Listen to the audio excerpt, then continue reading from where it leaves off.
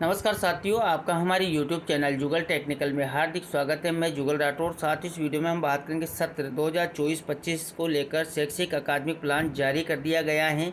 इसमें कक्षा 1 से 8 के लिए जो शैक्षिक कार्य योजना दी गई हैं वो क्या है, किस प्रकार आपको उसको फॉलो करना है, किस प्रकार आपको बेसलाइन लेना है, वर्कबुक किस प्रकार आपको मिलेगी, वर्कशीट कहाँ उपलब्ध होगी, आपको कौन कौन से जो कक्षा 1-2 के लिए जो है कार्य योजना तैयार करनी है, इसी प्रकार 3 से 8 के लिए योजना तैयार करनी है, उपचारात्मक शिक्षण करवाना है, मैपिंग करनी है, रीडिंग पीरियड क्या है और कौन कौन से आकलन आपको करना है, कौन कौन से रिकॉर्ड आपको संधारित करने हैं, ऑफलाइन रिकॉर्ड संधारण करना है या ऑनलाइन करना है, जो रेमेडिएशन प्रभारी हैं शिक्षक हैं उनको क्या क्या कार्य करने हैं, यानी कि पूरी जानकारी स्टेप बाय स्टेप मैं आपको इस वीडियो में देने वाला हूं।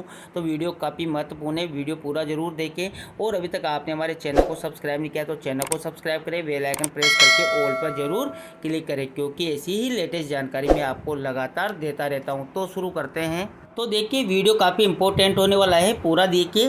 तो देखिए, निदेशक माध्यमिक शिक्षा राजस्थान बीकानेर के द्वारा शैक्षिक सत्र 24-25 में कक्षा 1 से 8 के विद्यार्थियों के सर्वांगीण विकास, अध्ययन निरंतरता और शैक्षिक उद्देश्यों की प्राप्ति हेतु विस्तृत अकादमिक दिशा निर्देश जारी किए गए हैं। यानी कि शैक्षिक सत्र 24-25 में कक्षा 1 से 8 के जितने भी विद्यार्थी हैं उन सबको यहाँ पर जो ये लक्ष्य दे रखे हैं, इसके लेकर यहाँ पर अकादमिक दिशा निर्देश जारी किए गए हैं पूरे। तो देखिए, यहाँ पर आपको क्या करना है। तो देखिए, यहाँ पर विद्यार्थियों का लर्निंग लेवल उनके कक्षा स्तर के समरूप किए जाने के उद्देश्य से सत्र 24-25 के लिए विभाग द्वारा निर्धारित किया गया अकादमिक प्लान निम्नानुसार रहेगा। इसके तहत देखिए, 24-25 के अकादमिक सत्र में विभाग का जो विजन है वो यहाँ पर दिया हुआ है। इसके तहत देखिए, विभाग के राजकीय विद्यालयों की जो गुणवत्ता में सकारात्मक सुधार करना है और विद्यार्थियों के लर्निंग लेवल को उनके कक्षा के स्तर के अनुरूप करना है और आसान और आनंददायी शिक्षण के माध्यम से अध्यापन को रुचिकर बनाना है और राष्ट्रीय शिक्षा नीति के क्रियान्वयन के लिए राजस्थान को एक मॉडल राज्य के रूप में स्थापित करना है। और दूसरा यहाँ पर देखिए, राष्ट्रीय स्तर पर शैक्षिक परिणामों तथा शैक्षिक प्रशासन के नवीन आयाम स्थापित करना है। तो ये यहाँ पर अकादमिक सत्र में जो विभाग का विजन है। इसके बाद देखिए, अकादमिक जो प्लान है उसके क्रियान्वयन हेतु विस्तृत दिशा निर्देश जारी किए गए हैं। सबसे पहले हम कक्षा 1-2 के लिए अकादमिक प्लान की बात करेंगे, इसके बाद 3 से 8 की पूरी जानकारी देखेंगे। तो देखिए, यहाँ पर कुछ उद्देश्य दिए हुए हैं कक्षा 1-2 के लिए। तो देखिए, यहाँ पर विद्यार्थियों के मुख्य लक्ष्य बुनियादी साक्षरता, संख्या ज्ञान के लक्ष्यों की पूर्ति करना है, जिसके अनुसार विद्यार्थियों को पढ़ने लिखने समझने में सक्षम बनाना तथा संख्याओं की पहचान, गिनती और बुनियादी गणितीय संक्रियाओं में 26-27 तक दक्ष बनाना है। ये NEP जो 2020 है इसके अनुसार ये पूरा कार्यक्रम यहाँ पर बनाया हुआ है। इसके साथ इसका उद्देश्य ये सुनिश्चित करना भी है कि कक्षा के सभी विद्यार्थी कक्षा 3 में क्रमोन्नत होने से पूर्व, ध्यान दें यहाँ पर, कक्षा 3 में क्रमोन्नत होने से पूर्व पढ़ने लिखने और संख्या ज्ञान में कक्षा स्तर की दक्षता में सक्षम हो। ये काफ़ी इंपॉर्टेंट है। अब देखिए, यहाँ पर इन उद्देश्यों की पूर्ति के लिए कक्षा 1-2 के शिक्षकों द्वारा निम्नांकित कार्य किए जाने, यानी कि कक्षा 1-2 के जितने भी क्लास टीचर हैं वो कक्षा शिक्षक हैं उन सबको ये जो है यहाँ पर कार्य करने हैं। देखिए, इसमें कक्षा में विद्यार्थियों को गतिविधि आधारित शिक्षण, खेल आधारित आनंददायी शिक्षण का एक समावेशी कक्षा कक्ष वातावरण प्रदान करें और सरल अर्थों में विद्यार्थियों के दैनिक जीवन से संबंधित परिस्थितियों, वस्तुओं इत्यादि का उपयोग करके विद्यार्थी की मातृभाषा में ही शिक्षण को रोचक बनाए। इसके बाद देखिए, विद्यार्थियों की क्षमता को पहचान कर विद्यार्थी को आत्मनिर्भर अभिप्रेरणा से संपन्न बनाना, जिससे विद्यार्थियों में पठन पाठन और लेखन संबंधी कौशल विकसित हो सके। इसके बाद देखिए, यहाँ पर विद्यार्थियों को उनके परिवेश की जो वस्तुओं का उपयोग करके उन्हें आधारभूत संख्याओं, माप तोल, आकार संबंधी कौशलों को समझने के योग्य बनाना, जिससे वो अपने रोजमर्रा में काम आने वाली साधारण गणितीय संक्रियाओं या क्रियाओं में रुचि ले सके। विद्यार्थियों को मातृभाषा में उच्च गुणवत्तापूर्ण अधिगम सामग्री उपलब्ध करवाना तथा उनका प्रभावी उपयोग सुनिश्चित करना। विद्यार्थियों में उनके सांस्कृतिक परिवेश के प्रति गौरवानुभूति का भाव उत्पन्न करना। विद्यार्थियों में आत्मविश्वास एवं संचार कौशल विकसित करना। अब देखिए, यहाँ पर कक्षा 1-2 के लिए प्रथम 3 माह की कार्य योजनाएं भी दी गई है कि प्रथम 3 माह में आपको कक्षा 1-2 में क्या क्या कार्य करने हैं। तो देखिए, यहाँ पर आपको प्रथम माह आधारभूत साक्षरता और गणना की शुरुआत से कार्य करना है। इसमें देखिए, सप्ताह 1-2 जो भाषा और साक्षरता से रिलेटेड है, और सप्ताह 3, 4 जो यानी कि तीसरा चौथा सप्ताह है वो प्रारंभिक गणना से रिलेटेड है। तो देखिए सप्ताह 1, 2 में आपको भाषा और साक्षरता में तो वर्णमाला की पहचान, सभी वर्णों को पहचानने और सही उच्चारण का अभ्यास करवाना है। दूसरा यहाँ पर देखेंगे तो सरल शब्दों का निर्माण करना है, जैसे कि 2 या 3 अक्षरों वाले सरल शब्दों को जोड़ने उन्हें पढ़ने का अभ्यास करवाना है। तीसरा यहाँ पर देखेंगे तो चित्र वर्णन, यानी कि सरल चित्रों के माध्यम से वर्णन करना और शब्दावली को आगे बढ़ाना। ये प्रकार से आप यहाँ पर प्रथम सप्ताह, द्वितीय सप्ताह में भाषा और साक्षरता का जो है कार्यक्रम करेंगे। इसके बाद देखिए तीसरा और चौथा जो सप्ताह है इसमें आपको प्रारंभिक गणना करवाना है। देखिए संख्या पहचान, 1 से 20 तक की संख्याओं की पहचान करना और उच्चारण करवाना है। गिनती को और क्रम से 1 से 20 तक की संख्याओं को सही क्रम में गिनने का भी अभ्यास करवाना है। और सरल जोड़ 1 से 10 तक के अंकों का आपको सरल जोड़ भी इनको जो है करवाना है। इसके बाद देखिए यहाँ पर जो कक्षा 1 के लिए जो स्कूल रेडीनेस कार्य पुस्तिकाओं के उपयोग का माहवार भी कार्य योजना यहाँ पर दी हुई है, यानी कि आपके विद्यालयों में कक्षा 1 के लिए जो रेडीनेस से वर्कबुक मिली हुई है उनका आपको माहवार कार्य योजना भी यहाँ पर दी हुई है। तो देखिए सप्ताह 1, 2 की बात करें तो वर्णमाला की पहचान और चित्र वर्णन अभ्यास के लिए कार्य पुस्तिका के प्रथम खंड का आपको उपयोग करना है। और देखिए तीसरे चौथे सप्ताह में संख्या पहचान और गिनती के अभ्यास के लिए कार्य पुस्तिका का उपयोग भी आपको करना है। इसके बाद देखिए यहाँ पर द्वितीय माह की बात करें, द्वितीय माह में आपको साक्षरता और गणना में वृद्धि। तो देखिए यहाँ पर सप्ताह 1, 2 की बात करें तो भाषा और साक्षरता में आपको पाठ्य सामग्री का परिचय, छोटी छोटी कहानी और कविताओं का पाठ करवाना है। शब्दों का उच्चारण और लेखन, रोजमर्रा के उपयोग में आने वाले शब्दों का उच्चारण और लेखन अभ्यास करवाना है। तीसरा यहाँ पर है सरल वाक्य निर्माण, 2 या 3 शब्दों के सरल वाक्य बनाने और पढ़ने का अभ्यास करवाना है। इसी प्रकार जो दूसरा माह है उसमें तीसरा चौथा जो सप्ताह है इसमें आपको देखिए गणना में वृद्धि में 21 से 50 तक की संख्याओं की पहचान करना और उनका लेखन करवाना है। सरल घटाना, यहाँ पर 1 से 10 तक के अंकों को घटाना भी आपको सिखाना है।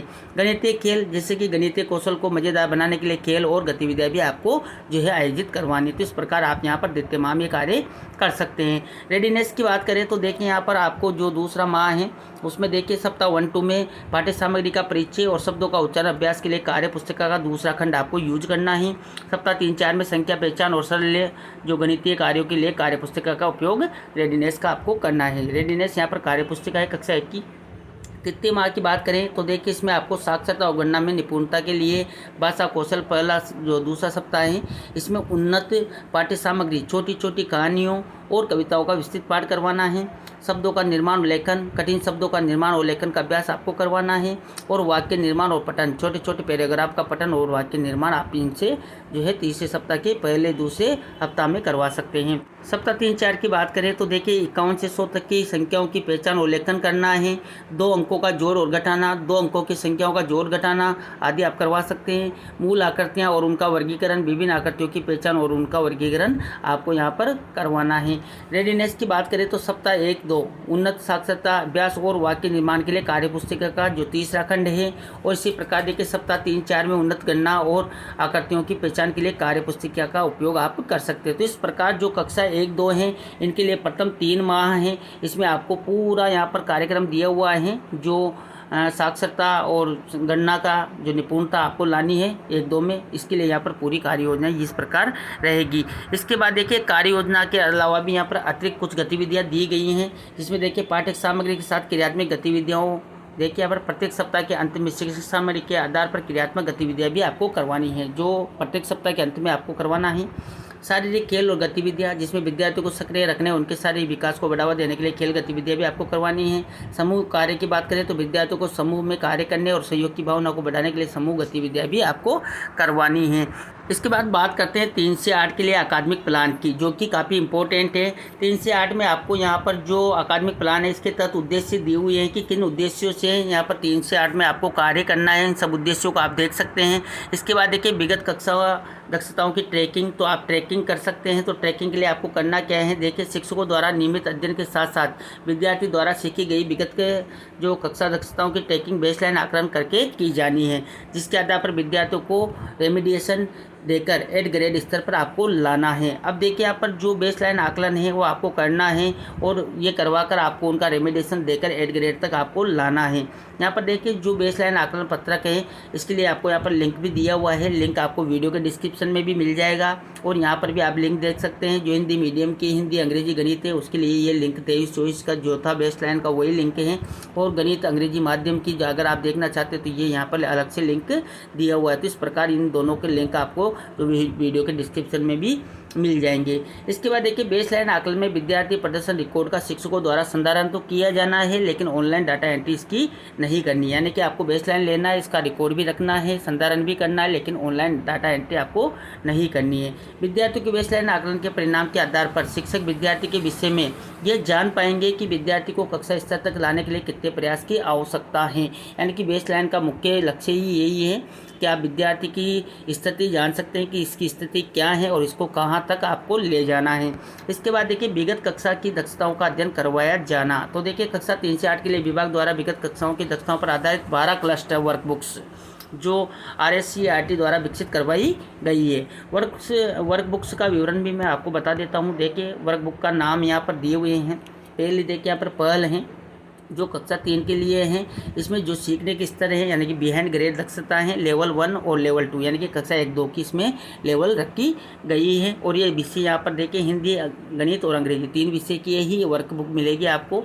दूसरी यहाँ पर है प्रयास जो कक्षा 4-5 के लिए हैं। इसमें जो बिहाइंड ग्रेड की दक्षताएँ हैं वो 2, 3, 4 की रहेगी। वो तीनों विषय यहाँ पर दिए हुए हैं। प्रवाह की बात करें तो कक्षा 6-7 के लिए जो वर्कबुक मिलेगी उसका प्रवाह नाम रहेगा, और बिहाइंड ग्रेड की जिसमें दक्षताएँ रहेगी वो कक्षा 3, 4, 5 की रहेगी। इसी प्रकार देखिए प्रकर जो आपको वर्कबुक मिलेगी वो कक्षा 8 की मिलेगी। इसमें देखिए बिहाइंड ग्रेड लेवल जो है वो 5, 6, 7 का रहेगा, और विषय वही रहेंगे हिंदी गणित और अंग्रेजी 3 विषय की आपको वर्कबुक मिलेगी। इसके बाद देखिए कक्षा 3 से 8 तक के विद्यार्थियों को कक्षा स्तर के कम्पिटेंट बनाने के लिए उन्हें शिक्षकों द्वारा कक्षा स्तर की दक्षताओं के अतिरिक्त, ध्यान दें यहाँ पर, अतिरिक्त विगत कक्षाओं की दक्षताओं का भी आवश्यकता अनुसार अध्ययन करवाया जाना है, जिसके लिए वो विविध गतिविधियों या वर्कबुक्स की सहायता ले सकते हैं। यानी कि यहाँ पर अपनी कक्षा की जो दक्षताएं हैं इसके साथ साथ जो पिछली कक्षाएं उनकी दक्षताओं का भी आपको करवाना, इसके लिए वर्कबुक्स आपको मिलेगी। अब देखिए यहाँ पर काफ़ी इंपॉर्टेंट है उपचारात्मक शिक्षण। तो देखिए यहाँ पर विद्यार्थियों की कक्षा स्तर तक लाने के लिए सोमवार से शुक्रवार तक, ध्यान दें यहाँ पर सोमवार से शुक्रवार तक शिक्षकों द्वारा तय की गई जो विगत कक्षाओं की दक्षताओं को निम्नलिखित समय सारणी के अनुसार पढ़ाया जाना है। अब देखिए यहाँ पर उपचारात्मक शिक्षण की आपको समय सारणी दी गई है, इसका आपको उपयोग करना है और इसको कंप्लीट आप यहाँ पर नोट भी कर सकते हैं। देखिए यहाँ पर कालांश दिए हुए हैं 1 से 8 तक, जितने कालांश होते हैं 1 से 8 तक वो दिए हुए हैं। अब देखिए यहाँ पर पहले कालांश की बात करें तो देखिए सोमवार और मंगलवार को गणित और अंग्रेजी के आपको पुनः शिक्षण करवाना है। पुनः शिक्षण क्यों करवाना है वो भी मैं आपको आगे बताऊंगा। इसके बाद देखिए दूसरा जो कालांश है उसमें गणित और अंग्रेजी में आपको उपचारात्मक शिक्षण जो है करवाना है। इसके बाद देखिए यहाँ पर बुधवार, गुरुवार और शुक्रवार को आपको अंग्रेजी, गणित और हिंदी का उपचारात्मक शिक्षण करवाना है। और जो शनिवार रहेगा उस दिन आपको रचनात्मक आकलन यानी कि फॉर्मेटिव असेसमेंट आपको लेना है। बाकी जो पीरियड है इसमें आपको जो है आपकी नियमित कक्षाएं चलेगी, और जो यहाँ पर 7वां पीरियड है उसमें रीडिंग पीरियड आपका रहेगा। ये भी पूरी जानकारी मैं आपको आगे बता देता हूँ किस प्रकार आपको करना है। तो पहले बात कर लेते हैं रचनात्मक आकलन की। तो देखिए विगत दक्षताओं में विद्यार्थी प्रगति आकलन के लिए विद्यार्थी सप्ताह भर में कितना सीख पाया, इसका आकलन करने के लिए शिक्षकों द्वारा नियमित रूप से प्रत्येक शनिवार को रचनात्मक आकलन लिया जाना है। अब यहाँ पर आपको ये समझना है कि प्रत्येक शनिवार को तो आपको रचनात्मक आकलन सभी स्टूडेंट का लेना है। इसके बाद देखिए रचनात्मक आकलन आपने लिया है, इसके आधार पर यानी कि विद्यार्थी प्रदर्शन रिकॉर्ड का शिक्षकों द्वारा संधारण किया जाना है। यानी कि आपने जो रचनात्मक आकलन लिया है उसका रिकॉर्ड आपको रखना है, और ऑनलाइन डाटा एंट्री आपको इसकी नहीं करनी है। इस रचनात्मक आकलन में गणित और अंग्रेजी विषय में शिक्षक द्वारा तय की गई दक्षताओं जिनका पुनः शिक्षण करवाया जाना आवश्यक है, यानी कि गणित और अंग्रेजी का ही आपको तय करना है और उनका पुनः शिक्षण भी आपको करवाना है। उनका सोमवार और मंगलवार को पहले कालांश को ई टीचिंग पीरियड की तरह प्रयोग करके इसमें इन दक्षताओं का पुनः शिक्षण करवाया जाना है। जैसा कि मैंने आपको ऊपर बताया है, आप जो शनिवार को रचनात्मक आकलन लेंगे उसका आपको चिन्हित करके उन दक्षताओं को, और यहाँ पर आपको जो सोमवार और मंगलवार को, सोमवार को तो आपको गणित को पुनः शिक्षण कराना है और मंगलवार को आपको अंग्रेजी में यह पुनः शिक्षण करवाना है। और जो उपचारात्मक शिक्षण है वो आप दूसरे पीरियड में करवाएंगे, सोमवार को गणित और अंग्रेजी, तो मंगलवार को आपको करवाना है। तो इस प्रकार ये रह जाएगा। इसके बाद देखिए यहाँ पर जो इस प्रकार ये टीचिंग का आपका हो जाएगा। इसके बाद देखिए पुनः शिक्षण कालांश की बात कर लेते हैं। जैसा कि मैंने आपको ऊपर बताया, रचनात्मक मूल्यांकन में विद्यार्थी के प्रदर्शन के आधार पर शिक्षक द्वारा सोमवार और मंगलवार को प्रथम कालांश रीटीचिंग पीरियड होगा। विद्यार्थियों को रीटीचिंग और उनकी शंकाओं को दूर करने के लिए प्रत्येक शनिवार विद्यार्थियों की रचनात्मक मूल्यांकन वर्कशीट की जाँच कर उन दक्षताओं की पहचान करें जिनका पुनः शिक्षण करवाया जाना है। जैसा कि मैंने आपको बताया कि जो रचनात्मक आकलन है उसमें आपको चेक वगैरह करके पुनः शिक्षण करवाना है, इसका आपको चिन्हित कर लेना है। दक्षता में संघर्ष कर रहे विद्यार्थियों का समर्थन करने के लिए सोमवार और मंगलवार को पहले कालांश का उपयोग आपको करना है, यानी कि रीटीचिंग आपको करनी है, पीरियड आपको लेना है। अब देखिए यहाँ पर रीडिंग पीरियड जो मैंने आपको बताया 7वां पीरियड, इसमें आपको देखिए वर्तमान सत्र में कक्षा 1 से 8 के विद्यार्थियों को पढ़ने की प्रभावशीलता में सुधार लाने, रीडिंग फ्लुएंसी और रीडिंग कॉम्प्रेशन यानी कि जो बोधन क्षमता है को बेहतर बनाने के लिए प्रत्येक सप्ताह का 7वां कालांश यानी कि प्रत्येक सप्ताह के 7वां कालांश में आपको क्या करना है, रीडिंग पीरियड की तरह निर्धारित किया गया है। प्रभावी रीडिंग रणनीतियों पर शिक्षकों को प्रशिक्षित करने के लिए अतिरिक्त प्रशिक्षण आयोजित भी करवाए जाएंगे। यहाँ पर देखिए निपुण भारत के दिशा निर्देशों के अनुसार विद्यार्थियों की रीडिंग फ्लुएंसी और रीडिंग कॉम्प्रिहेंशन का भी मूल्यांकन किया जाएगा, ये काफ़ी इंपॉर्टेंट है। इसके बाद देखिए लक्ष्य भी निर्धारित किए गए हैं कि जो किस प्रकार यहाँ पर जो लक्ष्य रहेंगे रीडिंग के और रीडिंग कॉम्प्रिहेंशन या कौशल के, तो देखिए वो भी यहाँ पर कक्षाएं दी हुई हैं। सभी कक्षाओं के यहाँ पर ओरल रीडिंग फ्लुएंसी का भी लक्ष्य दिया हुआ है और रीडिंग कम्प्रहेंशन का भी यहाँ पर लक्ष्य दिया हुआ है। देखिए कक्षा 1 की बात करें तो 30 से 35 शब्द प्रति मिनट यहाँ पर प्रति मिनट का लक्ष्य है यहाँ पर। तो कक्षा 1 में 30-35 शब्द प्रति मिनट यहाँ पर बच्चा जो है बोल ले, ओरल कर ले। इसी प्रकार देखिए कक्षा 2, 3, 4 यहाँ पर सबके लक्ष्य दिए हुए, आप इनको देख लें, यहाँ से स्क्रीनशॉट भी आप ले सकते हैं। और यहाँ पर कौशल भी दिए हुए हैं, इन सब कौशल को आप अच्छे से यहाँ पर रीड कर ले। ये कौशल आपको जो है 1 से 8 में यहाँ पर निर्धारित किए गए, इसके अकॉर्डिंग आपको कार्य करना है। अब 3 से 8 के लिए प्रथम 3 माह की कार्य योजना भी आपको बताई गई है, जो भी काफ़ी इंपॉर्टेंट है, जिसमें देखिए वर्कबुक का वितरण होगा, वर्कशीट की उपलब्धता की भी बात की जाएगी। देखिए कक्षा 3 से 8 के लिए विभाग द्वारा विगत कक्षाओं की दक्षताओं पर आधारित जो 12 वर्कबुक्स हैं वो तैयार करवाई गई हैं, जो कि प्रक्रियाधीन है और अक्टूबर तक आपको मिल जाएगी। लगभग सभी विद्यालयों में आने वाली हैं, काफ़ी विद्यालयों में आ भी चुकी हैं। इसके बाद देखिए इस अवधि के दौरान विद्यार्थियों का अध्ययन प्रभावित न हो, यह सुनिश्चित करने के लिए विभाग द्वारा उक्त वर्क बुक्स की दक्षता आधारित वर्कशीट्स को शाला दर्पण पर उपलब्ध करवाई जाएगी, यानी कि आपको शाला दर्पण पर भी इसकी उपलब्धता वर्कशीट की मिल जाएगी। अब देखिए शाला दर्पण पोर्टल पर वर्कशीट अक्टूबर माह के अंत तक अथवा वर्क बुक्स की सभी विद्यालयों में पहुँचने तक प्रत्येक जो है माह अपडेट की जाएगी। ये यहाँ पर प्रत्येक माह में अपडेट भी आपको करके दी जाएगी। शिक्षक अपनी कक्षा की आवश्यकता के अनुसार प्रति माह, प्रति कक्षा, प्रति विषय में अधिकतम 2 दक्षताओं का चयन कर वर्कशीट डाउनलोड तथा प्रिंट कर सकते हैं, जिसका उपयोग शिक्षक द्वारा ऊपर वर्णित समय सारणी में निर्धारित, जो मैंने आपको ऊपर बताया समय सारणी, उसके आधार पर निर्धारित उपचारात्मक शिक्षण और रीटीचिंग के लिए कर सकेंगे। इसके बाद देखिए डेटा के आधार पर पढ़ाने के लिए शिक्षक दक्षताओं का चयन करें। अब देखिए यहाँ पर जो डेटा के आधार पर आपको पढ़ाना है तो इसमें दक्षताओं का आपको चयन करना है और वर्कबुक की उपलब्धता तक शाला दर्पण से वर्कशीट डाउनलोड या मुद्रित कर वर्कशीट सभी विद्यार्थियों को साझा करनी है। ये स्थिति तब बनेगी जब आपके पास वर्कबुक नहीं होगी, वर्कशीट आपको तभी डाउनलोड करनी होगी। इसके बाद देखिए वर्कशीट शाला दर्पण शिक्षक लॉगिन से डाउनलोड के लिए उपलब्ध होगी। जैसा कि मैंने आपको पहले ही जो रेमेडिएशन टीचर मैपिंग के लिए मैंने वीडियो बनाया था, उसमें आपको बताया था कि जो आपको वर्कशीट मिलेगी वो शिक्षक लॉगिन में मिलेगी, स्टाफ लॉगिन में मिलेगी। इसके बाद देखिए जो रेमेडिएशन कक्षाएं हैं उसको रिलेटेड भी पूरी जानकारी आप देख लें। समय सारणी के अनुसार रेमेडिएशन कक्षाएं आयोजित करें। अभ्यास के लिए बेल आधारित शिक्षण और वर्कशीट का उपयोग आप करें। प्रत्येक शनिवार को रचनात्मक आकलन करें, यानी कि जो आकलन होगा वो प्रत्येक शनिवार को आपको करना है। इसके बाद देखिए नियमित रूप से रचनात्मक आकलन का मूल्यांकन भी करें और विद्यार्थियों को किन दक्षताओं में कठिनाई है उसकी पहचान भी आपको करनी है। शिक्षक अपनी कक्षा के विद्यार्थियों को उनके स्तर के आधार पर पढ़ा सकेंगे तथा वे अपनी कक्षा में क्या पढ़ाना चाहते हैं इसका चयन कर सकेंगे। इस प्रक्रिया में इनकी सहायता के लिए गत वर्षों का तथा इस वर्ष का आकलन डेटा भी उनके साथ साझा किया जाएगा, जिससे राज्य स्तर पर विद्यार्थी प्रगति डेटा आधारित शिक्षण अधिगम को बढ़ावा मिलेगा। इसके बाद देखिए प्रारंभिक मूल्यांकन के आधार पर पुनः शिक्षण अवधि का संचालन करें। समय सारणी के अनुसार प्रतिदिन रीडिंग पीरियड आयोजित करें। शाला दर्पण पर कक्षा की समय सारणी की प्रविष्टि करें और विद्यार्थियों के मूल्यांकित की गई वर्कशीट का पोर्टफोलियो भी बनाएं, यानी कि आपको पोर्टफोलियो भी तैयार करना है। प्रत्येक विद्यालय में एक रेमेडिएशन प्रभारी नियुक्त करें जो पूरे विद्यालय के कक्षा 3 से 8 के सभी विद्यार्थियों के पोर्टफोलियो का संधारण करे तथा रेमेडिएशन में आने वाले किसी भी समस्या के लिए संस्था प्रधान के सहयोग से समाधान भी उपलब्ध करवाए। तो इस प्रकार रेमेडिएशन जो कार्य रहेंगे, कक्षाएं रहेंगी, वो यहाँ पर बताया गया है। अब देखिए यहाँ पर काफ़ी सारे लोगों के काफ़ी सारे डिपार्टमेंट जो ऑफिस हैं उनके कार्य और दायित्व दिए गए हैं। देखिए यहाँ पर संयुक्त निदेशक स्तर पर किए करने वाले कार्य दिए हुए हैं और देखिए यहाँ पर मुख्य जिला शिक्षा अधिकारी द्वारा किए जाने वाले कार्य दिए हुए हैं। इसी प्रकार देखिए जिला शिक्षा अधिकारी स्तर पर कौन कौन से कार्य करने हैं, OCB स्तर पर कौन कौन से कार्य करने हैं, POUCO स्तर पर कौन से कार्य करने हैं, उसकी हम बात कर लेते हैं। देखिए कार्यक्रम की मॉनिटरिंग है तो POUCO स्वयं नोडल अधिकारी रहेंगे, यानी कि ये जो कार्यक्रम है इसके नोडल प्रभारी आपके POUCO होंगे। और देखिए विद्यालयों के साथ निरंतर संपर्क में रहेंगे और किसी भी समस्या का समाधान वो करेंगे। सुनिश्चित करेंगे कि अधीनस्थ प्रत्येक विद्यालय में रेमेडिएशन प्रभारी की नियुक्ति की गई हो, यानी कि उनको ये भी पता करना है कि प्रत्येक विद्यालय में एक रेमेडिएशन प्रभारी नियुक्त किया गया है या नहीं। यह भी सुनिश्चित करना होगा कि वर्कबुक की उपलब्धता तक शाला दर्पण के माध्यम से वर्कशीट प्रिंट की जाए, सभी विद्यार्थियों को वितरित की जाए और वर्कशीट महीने की शुरुआत में ही प्रिंट की जानी चाहिए, यानी कि महीना शुरू होने से पहले ही आपको जो है वर्कशीट जो है प्रिंट कर लेनी है। बजट की बात करें तो देखिए कंपोजिट ग्रांट, बॉयज़ फंड या अन्य स्कूल स्तरीय फंड से आप इसका उपयोग कर सकते हैं। वर्कशीट को प्रति माह एक बार प्रिंट किया जाना चाहिए जब तक कि वर्कबुक वितरित न हो। रिकॉर्ड की बात करें तो देखिए मुद्रण बिलों और वर्कशीट उपयोग का रिकॉर्ड बनाए रखें ताकि यदि आपको बिल अपलोड करने के लिए कहा जाए तो संधारित हो। इसके बाद देखिए नियमित रूप से स्टाफ समीक्षा बैठकों का आयोजन करें और उनके साथ शैक्षणिक प्रगति पर भी चर्चा करें कि प्रत्येक कक्षा में विद्यार्थी जिन दक्षताओं में संघर्ष कर रहे हैं उन पर भी चर्चा करें। इसके बाद देखिए संस्था प्रदान के कार्य जो काफ़ी इंपॉर्टेंट है।